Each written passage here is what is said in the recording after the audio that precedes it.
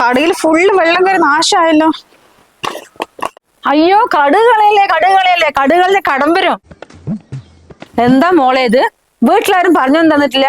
എന്റെ വീട്ടിൽ ഒരു തരി കടുക് പോലും കളയില്ല.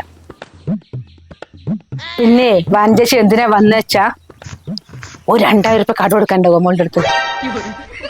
അതാ ഗോവിന്ദൻ നായരോട് സുധായിട്ട് 50,000 രൂപ കടം വാങ്ങിച്ചിട്ടുണ്ട്. അത് മാസം മാസം പലിശ 2000 കെട്ടിയിട്ടില്ലെങ്കിൽ അയാൾ വീട്ടിൽ വരും. ഇന്നൊരു അടവുകാരൻ വരുന്നുണ്ട്.